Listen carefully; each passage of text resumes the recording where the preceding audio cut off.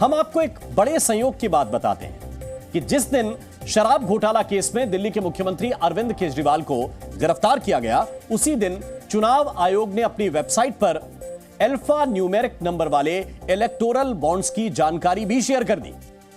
अब आप सोचेंगे कि इन दोनों खबरों का आपस में भला क्या लेना देना, तो अब हम डीएनए में जो विश्लेषण करने वाले हैं उससे आपको यह पता लगेगा कि शराब घोटाले की जांच और इलेक्टोरल बॉन्ड्स की जानकारी में बहुत गहरा नाता है। जरा समझिए। इस रिश्ते को समझने के लिए आपको शराब घोटाले में एक आरोपी के बारे में बताते हैं। और इस आरोपी की शक्ल भी आप देख रहे हैं। इस आरोपी का नाम है शरत रेड्डी। शरत रेड्डी हैदराबाद की कंपनी अरबिंदो फार्मा के डायरेक्टर हैं। इस कंपनी को और इस नाम को आप बहुत ध्यान से सुनिएगा। नवंबर 2022 में ईडी ने शरत रेड्डी को गिरफ्तार किया था। 6 महीने के बाद मई 2023 में दिल्ली हाईकोर्ट ने रेड्डी को जमानत दे दी। 1 महीने बाद जून 2023 में राउस एवेन्यू कोर्ट में ईडी ने सरकारी गवाह बनाने की अर्जी दी कि शरत रेड्डी को सरकारी गवाह बना लिया जाए। वैसे यह कोई नई बात नहीं है, ना पहली बार ऐसा हुआ है। जांच एजेंसियां अक्सर किसी भी बड़े घोटाले को खोलने के लिए, उसकी परतें उधेड़ने के लिए घोटाले में शामिल आरोपियों को सरकारी गवाह बना लेती हैं। रेड्डी की गवाही के आधार पर ही ईडी ने पहले मनीष सिसोदिया को गिरफ्तार किया, संजय सिंह को गिरफ्तार किया और अब सीएम अरविंद केजरीवाल को भी गिरफ्तार किया है। अब आपको बताते हैं कि सीएम केजरीवाल की गिरफ्तारी वाले दिन इलेक्टोरल बॉन्ड्स की जानकारी सार्वजनिक होने के बीच क्या कनेक्शन है, इसको आप बहुत गौर से सुनिएगा। दरअसल जब चुनाव आयोग की वेबसाइट पर मौजूद इलेक्टोरल बॉन्ड्स के यूनिक नंबर के जरिए यह पता लगाया जा सकता है कि किस कंपनी ने कब और किसको चुनावी चंदा दिया। इसको आप इस तरह समझिए कि चुनाव आयोग ने तमाम नंबर्स, यूनिक नंबर अब जारी कर दिए हैं, जिससे यह पता लगता है कि किसने वो बॉन्ड खरीदा है और किसने उस बॉन्ड को कैश कराया है। तो अब खुलासा यह हुआ है कि शरत रेड्डी ने गिरफ्तारी के बाद और फिर सरकारी गवाह बनने के बाद उसकी कंपनी अरबिंदो फार्मा ने बीजेपी को कुल मिलाकर 30 करोड़ रुपए का चंदा दिया, और वो भी इलेक्टोरल बॉन्ड्स के जरिए दिया। मेरे पास इस वक्त जो कागजात हैं वो इसी दावे को साबित करते हैं। दरअसल इसको अब आप समझिए, हम आपको एक एक फैक्ट बताते हैं, कागज भी मैं आपको दिखाऊंगा। 10 नवंबर 2022 को ईडी ने अरबिंदो फार्मा के डायरेक्टर शरत रेड्डी को गिरफ्तार किया था 10 तारीख को, और इसके बाद 15 नवंबर 2022 को अरबिंदो फार्मा ने 5 करोड़ रुपए के इलेक्टोरल बॉन्ड्स खरीदे। इन इलेक्टोरल बॉन्ड्स को बीजेपी ने 21 नवंबर 2022 को कैश करवा लिया और इसके सबूत इस वक्त मेरे पास हैं। 15 नवंबर 2022 को अरबिंदो फार्मा ने जो इलेक्टोरल बॉन्ड्स खरीदे उनके बॉन्ड नंबर और बीजेपी ने 21 नवंबर 2022 को जो बॉन्ड्स कैश कराए उनके बॉन्ड नंबर मैच हो रहे हैं। अब जरा इस कागज को आप देखिए, इसमें आपको बिल्कुल समझ में आ जाएगा कि मैं क्या बात आपको समझाने जा रहा हूं। ये देखिए, ये मेरे पास जो कागज हैं इसमें डेट दिखाते हुए मैं आपको दिखाता हूं कि जरा कैमरामैन मेरे फोकस करेंगे इस पर। 15 नवंबर 2022 अरबिंदो फार्मा लिमिटेड ने बॉन्ड खरीदे जिसका नंबर इस वक्त यह है, और इस तरह के 1 2 3 4 5 बॉन्ड हैं।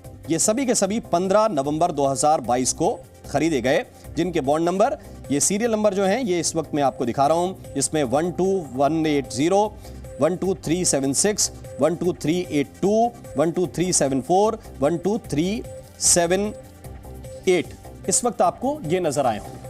अब थोड़ा सा आगे बढ़ते हैं। 21 नवंबर तारीख थोड़ी सी आगे बढ़ी, 15 के बाद 21, उस दिन की तारीख देखिए, उस दिन क्या हुआ। यह कागज भी मेरे पास है। 21 नवंबर 2022 को यही 5 बॉन्ड भारतीय जनता पार्टी ने कैश कराए हैं, और ये देखिए इनका नंबर भी वही है जो मैंने आपको पढ़ के सुनाया, 12376, 12382, 12374, 12378। यही नंबर आपने पहले देखे होंगे जो अरबिंदो फार्मा ने खरीदे हैं 5 करोड़, और 5 करोड़ के बॉन्ड कैश कराए भारतीय जनता पार्टी ने। 1-1 करोड़ के बॉन्ड है, इससे ज्यादा का बॉन्ड उस स्कीम के तहत खरीदा नहीं जा सकता था। इसको आपने देखा कि जो बॉन्ड अरबिंदो फार्मा ने जिस सीरियल नंबर के खरीदे थे वो बॉन्ड बीजेपी के जरिए कैश कराए गए। 15 तारीख को खरीदे गए और 21 नवंबर को ये कैश करा लिए गए। ये 2022 में हुआ। तो इलेक्टोरल बॉन्ड्स के जरिए बीजेपी को 5 करोड़ रुपए का चंदा देने के 6 महीने के बाद, थोड़ा सा आगे बढ़िए, इसके 6 महीने के बाद मई 2023 में शरत रेड्डी ने दिल्ली हाई कोर्ट से जमानत मांगी और ईडी ने भी जमानत देने का विरोध नहीं किया और शरत रेड्डी को इसके तुरंत बाद जमानत मिल गई। इसके बाद क्या हुआ? जमानत मिलने के अगले ही महीने, थोड़ा सा आपको आगे बढ़ना पड़ेगा, अगले ही महीने जून 2023 में ईडी राउस एवेन्यू कोर्ट में एक अर्जी लगाती है कि शरत रेड्डी सरकारी गवाह बनना चाहता है और अपनी मर्जी से इस पूरे घोटाले से जुड़े सबूत भी देना चाहता है। अचानक हृदय परिवर्तन हुआ शरत रेड्डी का। शरत रेड्डी जो अभी तक आरोपी था, अब वो सरकारी गवाह बनने के लिए राजी हो गया और शरत रेड्डी को सरकारी गवाह बनाने की इजाजत अदालत की तरफ से दे दी जाती है। और सरकारी गवाह बनने के बाद क्या होता है? उसके 5 महीने के बाद एक बार फिर से शरत रेड्डी की कंपनी अरबिंदो फार्मा 25 करोड़ रुपए के इलेक्टोरल बॉन्ड्स खरीदती है और इनको बीजेपी कैश करवाती है। ये जरा देखिए, इसके सबूत भी इस वक्त मेरे पास हैं, इसके कागज भी मेरे पास हैं और ये कागज ये बता रहे हैं कि 8 नवंबर 2023 को शरत रेड्डी की कंपनी अरबिंदो फार्मा ने 25 बॉन्ड खरीदे। एक एक बॉन्ड की जो वैल्यू है वो 1-1 करोड़ रुपए थी। 25 बॉन्ड हुए यानी 25 करोड़ रुपए। जब हमने इन बॉन्ड नंबर्स के जरिए सर्च किया तो यह पता चला कि बीजेपी ने ये सारे बॉन्ड 17 नवंबर 2023 को कैश करवा लिए थे। अब जरा देखिए, जिन कागजों के बारे में हम आपको विस्तार से बता रहे थे उनका सबूत थोड़ा सा गौर से इन कागजों में आप गौर फरमाइए। फिर से मैं वो कागज आपको दिखाता हूं। 8 नवंबर को ये सीरियल नंबर यहां से चलता जाएगा, 1 2 3 4 5 6 7, इस तरह से पूरे 25 हैं। खरीदने वाली कंपनी कौन सी है? ये अरबिंदो फार्मा लिमिटेड है। शरत रेड्डी जिनका हमने नाम लिया, ये उनकी कंपनी है अरबिंदो फार्मा, इसमें आपको दिखेगा। अब जो सबसे मुख्य बात है, जो बॉन्ड नंबर पहले नहीं आए थे, बाद में जब सुप्रीम कोर्ट ने कहा तो ये बॉन्ड नंबर आ गए और इस बॉन्ड नंबर में आपको दिखेगा ये सीरियल नंबर 16222, 16258, इस तरह से ये सीरियल नंबर आप जब मिलान करते जाएंगे तो इतने जो हैं वो बॉन्ड खरीदे गए। और इसके बाद हुआ क्या? ये 8 नवंबर की डेट में जो हुआ वो हम दिखा रहे हैं। अरबिंदो फार्मा ने 1-1 करोड़ के कुल 25 बॉन्ड खरीदे।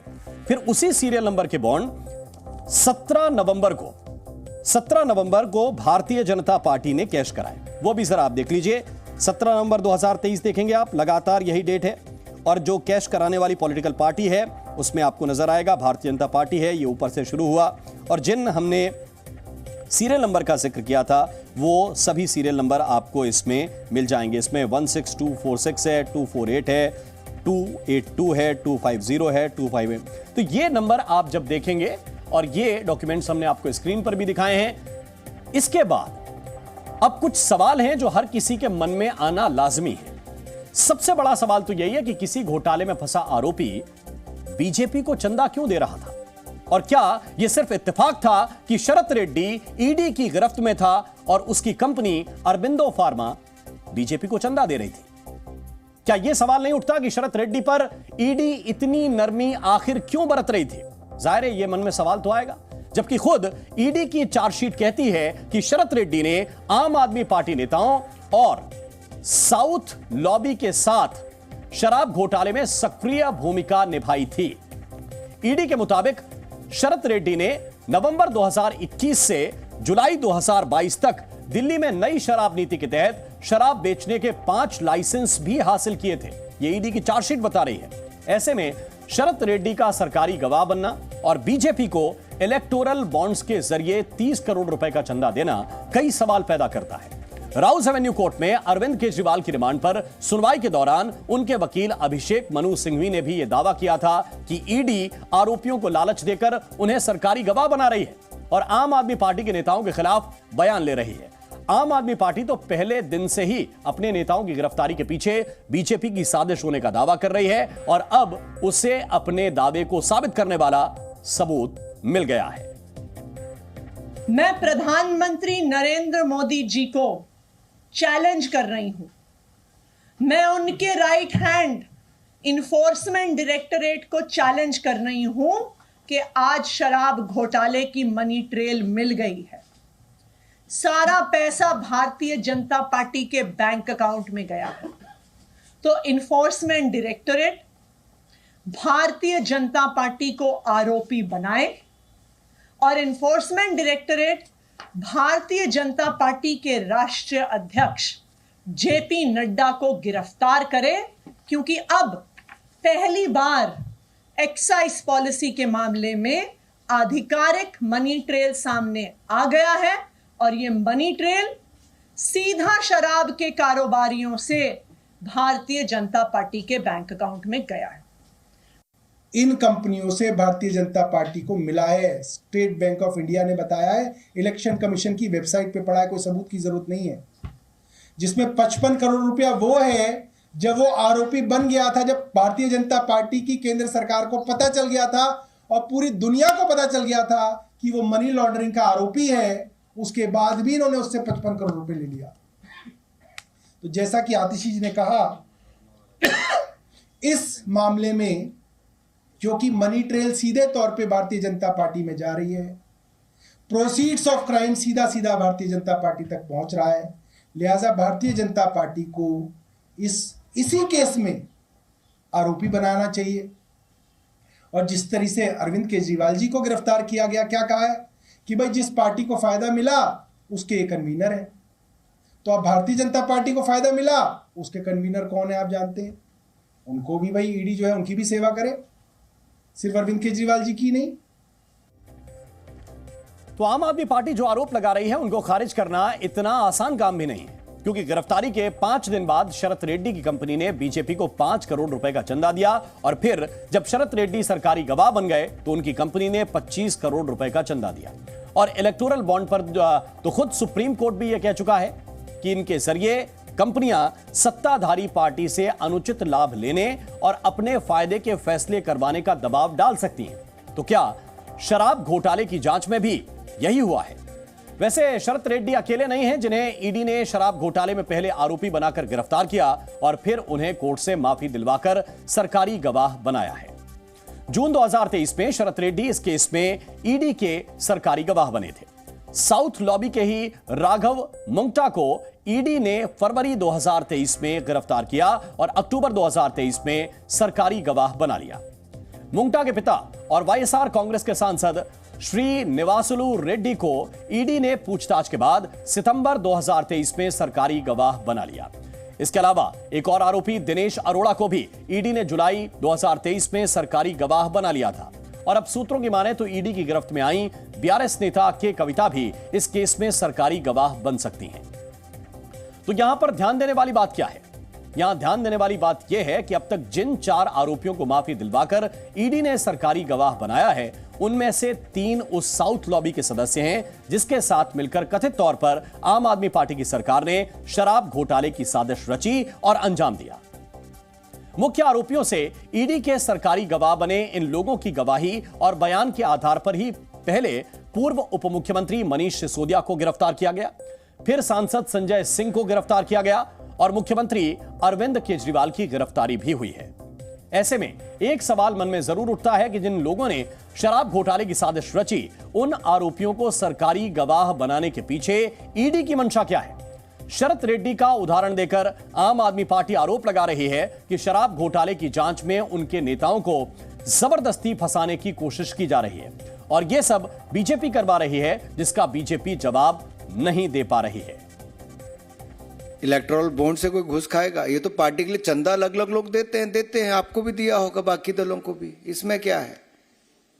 हमने तो पारदर्शिता लाए कि राजनीति में अगर चुनावी चंदा लेना है तो आप इलेक्टोरल बॉन्ड के माध्यम से दे सकते हो।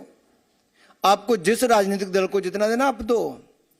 हमारी देश में 303 सीटें तो केवल भारतीय जनता पार्टी की 18 राज्यों में सरकारें एनडीए की। उसके बावजूद उसके प्रोपोर्शनेट अगर आप चंदा गिनोगे तो बहुत कम है।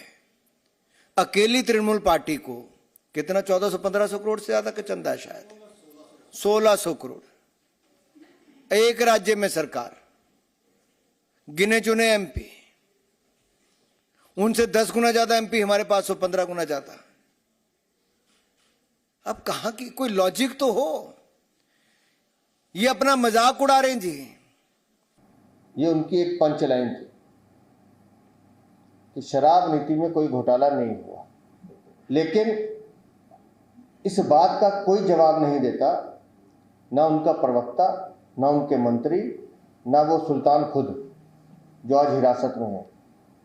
कि अगर शराब नीति में घोटाला नहीं हुआ तो शराब नीति बदली क्यों थी।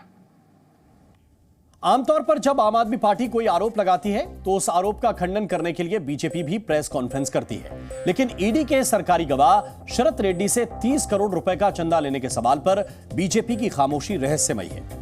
यहां सवाल ईडी की मंशा पर भी है, जिसने शराब घोटाला केस में ही मनीष सिसोदिया को मार्च 2023 में गिरफ्तार किया था, लेकिन 1 साल बाद अभी तक मनीष सिसोदिया पर कोई भी आरोप साबित नहीं कर पाई है। लेकिन शराब घोटाले में सीएम केजरीवाल का रोल था या नहीं, शराब घोटाला हुआ भी था या नहीं, ये वो सारे सवाल हैं जिनके जवाब अभी कोई नहीं दे सकता। लेकिन फिलहाल तो सीएम केजरीवाल गिरफ्तार किए जा चुके हैं और ईडी की रिमांड पर हैं, जहां से केजरीवाल ने एक चिट्ठी लिखी है और साफ कर दिया है कि वो जेल से ही सरकार चलाएंगे। केजरीवाल की चिट्ठी को पढ़ते हुए उनकी पत्नी सुनीता केजरीवाल ने वीडियो जारी किया है। दिल्ली की मेरी माँ बहनें सोच रही होंगी, केजरीवाल तो अंदर चला गया, पता नहीं अब 1000 रुपया मिलेगा या नहीं। मेरी सभी माताओं और बहनों से अपील है, अपने भाई और अपने बेटे पर भरोसा रखो। ऐसी सलाखें नहीं जो आपके भाई और आपके बेटे को ज़्यादा दिन अंदर रख सके। मैं जल्द बाहर आऊँगा और अपना वादा पूरा करूँगा। आम आदमी पार्टी के सभी कार्यकर्ताओं से भी मेरी अपील है कि मेरे अंदर जाने से समाज सेवा और लोक सेवा का काम रुकना नहीं चाहिए। और हाँ, इस वजह से बीजेपी वालों से भी नफरत नहीं करनी, वे सब हमारे भाई बहन हैं। मैं जल्द लौट कर आऊँगा। आपका अपना अरविंद। जय हिंद। अभी तक ईडी ने शराब घोटाले में जो दावे किए हैं उनको साबित करने के लिए उसके पास कितने और क्या-क्या सबूत हैं, इसका खुलासा होना अभी बाकी है। लेकिन एक बात तो अभी तक समझ में आ रही है, वो ये है कि आम आदमी पार्टी के नेताओं को दोषी साबित करना ईडी के लिए इतना आसान रहने वाला नहीं है, क्योंकि शक अब ईडी की जांच पर भी किया जा रहा है और सवाल बीजेपी पर भी उठने शुरू हो चुके हैं। यहां हम ये स्पष्ट कर देना चाहते हैं कि हम किसी भी घोटाले की जांच के खिलाफ नहीं हैं। जो भी घोटाला करे उसे जेल जाना ही चाहिए, लेकिन यहां सवाल जांच की प्रक्रिया और ईडी की मंशा पर भी उठ रहे हैं। इसीलिए आपको इस केस का यह पक्ष भी जरूर जानना चाहिए था।